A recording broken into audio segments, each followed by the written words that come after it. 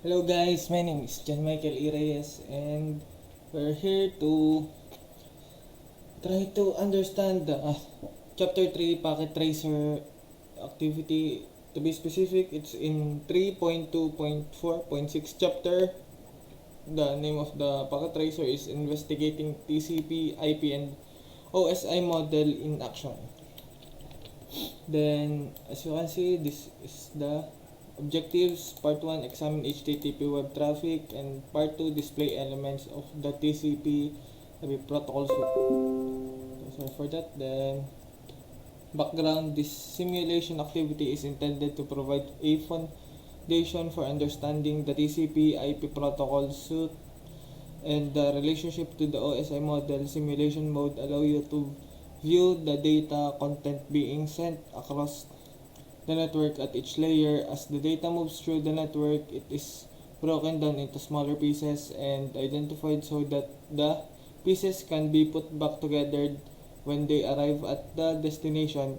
Each piece is assigned a specific name, protocol data unit (PDU), and associated with the specific layer of the TCP, IP, and OSI model. Packet tracer simulation mode enables you to view each of the layer and the associated PDU.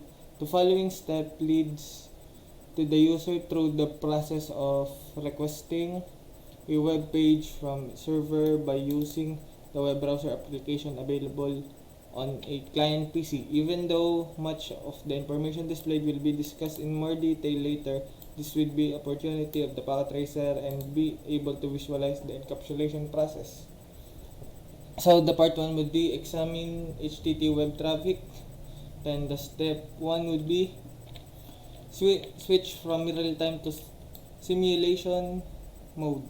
Then in the lower right corner of the packet tracer interface are tabs to toggle between real time and simulation mode. Packet tracer always start in real time mode, in which networking protocol operate with realistic timing. However, a powerful feature of packet tracer allows the user to stop time by switching simulation mode. In simulation mode, packets are displayed as animated envelopes.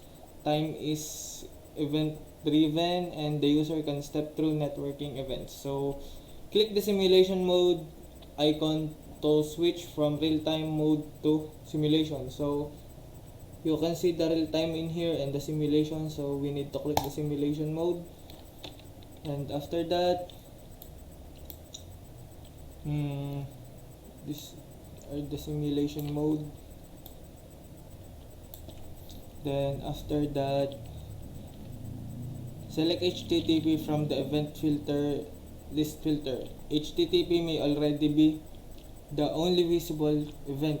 Click edit filter to display the available visible event. Toggle the show all or none checkbox and notice that how the checkboxes switch from unchecked to checked to unchecked depending on the current state. Then this is the one. So you can see the HTTP is already toggled, and let's try to. As you can see, toggles. Then click the show all or none checkbox until all the boxes are cleared, and then select HTTP. Click anywhere outside of the edit filter box to hide it. The visible event should now only display HTTP. So let's click again the none, then edit filter, then we would go to miscellaneous, then click HTTP and exit. Then we are here at the step 2, generate web HTTP traffic. Then the first one would be click web client in the far left pane. So the web client would be, then click the desktop and click the web browser to open it. Click the desktop, then this one, click the desktop, then web browser,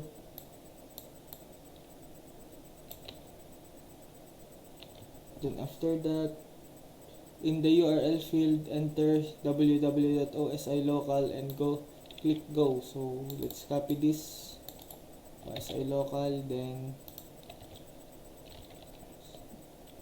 let's paste it here, then go. In the URL, because in time simulation mode driven, you must use the capture forward button to display the network, and click capture forward 4 times. There should be 4 events in the event list. Look at the web browser page. Did anything change? Then first is we should click this.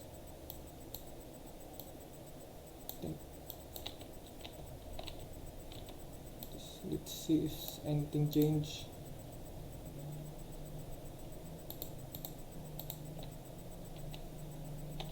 Let's try to boost it up a little bit.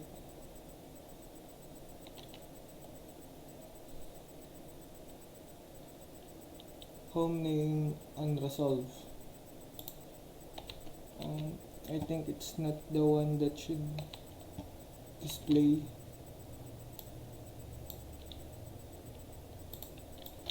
www.osi.local.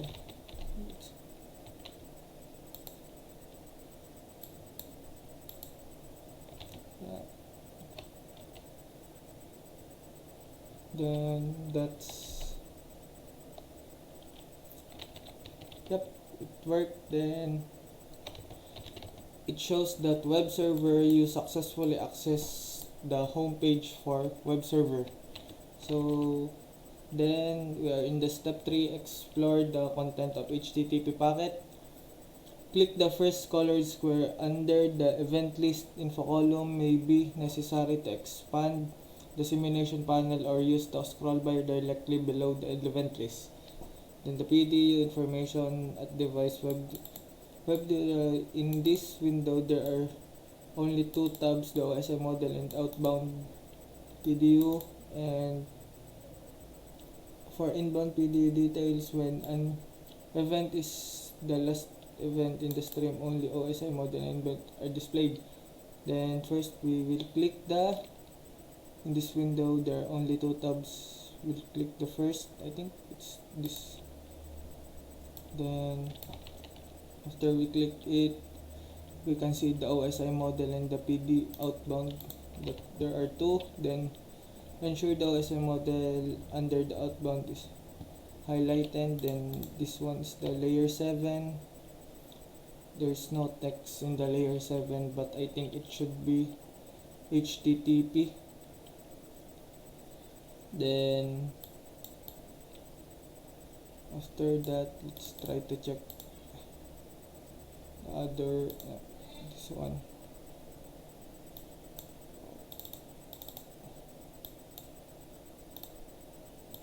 HTTP. Then click the layer 4 in the layer and out layer box. Then click next layer. Then layer 4 should be highlighted. What is the destination port? The destination port I think is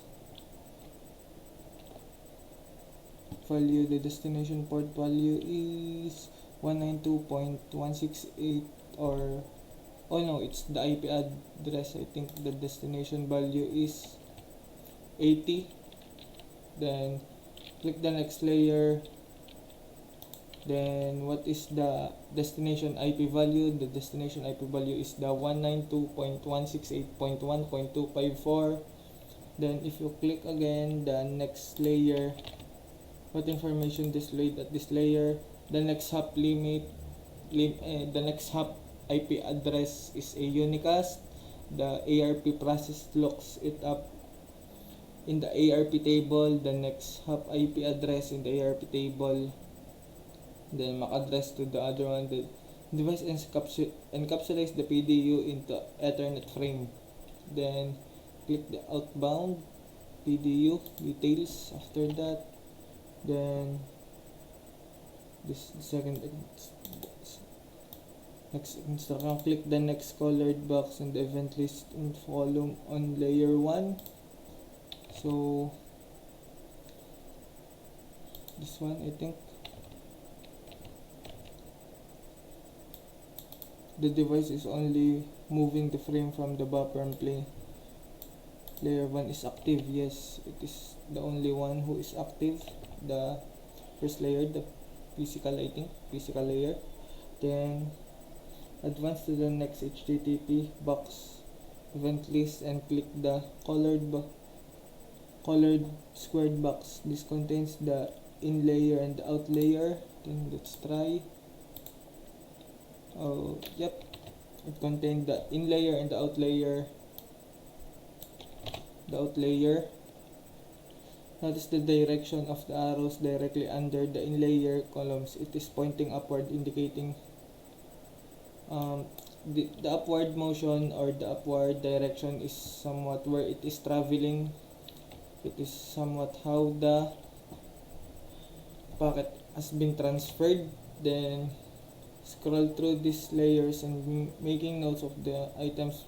At the top of the column, the arrow point in the right, the notes the server is now sending. Then click the outbound PDU, scroll down the HTTP section, outbound HTTP section. Then what is the first line in the HTTP message? I think it's this one, the connection close. Then click the last colored square box in the info. Let's click this one. Then how many tabs are displayed with this event and why? The last tab is in how many tabs? That would be 1, 2, 3, 4, 5. There are only 5 tabs and it is somewhat just for sending. Then the part 2 of this element of the TCP/IP protocol suite, view additional event, close any open PDU information windows. Then in the event list filter visible event section, click show all.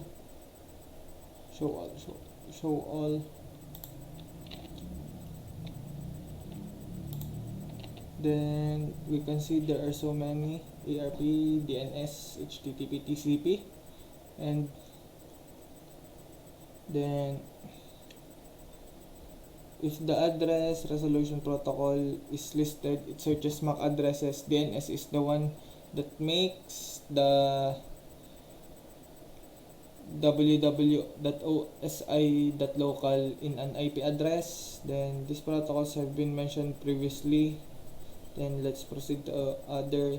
Click the first DNS in the info column. First DNS should be this one. First DNS. Then first DNS, explore the OSI model and the PDU tabs encapsulation. And as you can see, layer description of occurring listed in the layer 1. Then click the outbound PDU detail tab. What information is listed in the name DNS query? The information is the name is the www.osi.local and the type for class 1. Time to leave is 86400. Then the length is 0. What is the value listed next to the address in the DNS answer section inbound PDU? Then click the last DNS info colored square. Last DNS info colored square. I think it's this one. Wait. This one. Inbound PDU address. DNS answer section inbound PDU. The address would be 192.168.1.254. Then the next one, find the first HTTP event in the list and click the colored square of the OSI of the TCP event immediately following this event. Highlight layer 4 in the OSI model Now let's find the HTTP event in the list HTTP event in the list, then this one. Then click on the colored square of the TCP event immediately. TCP. Then OSI model in the numbered list directly below in the layers and out layers. What is the information displayed under the 4 and 5? There's none. Let's try this one. What is the information under 4 and 5? TCP managed to connecting and disconnecting. So let's try this. I think this one. 4 and 5, not that. I think in the 4 and 5 is the source port and the destination port. Then click the last TCP event, highlight in the last TCP event would be this one. Examine the steps listed directly below in the layer. What is the purpose of this event based on the information provided in the last item? The list that should be 4 items. These are 4 items. Then it is somewhat the fast Ethernet 0 receives the frame. Then the frame of the destination MAC address matches the receiving port's MAC address, the broadcast domain, or the multicast address. The devices decapsulate the PDU.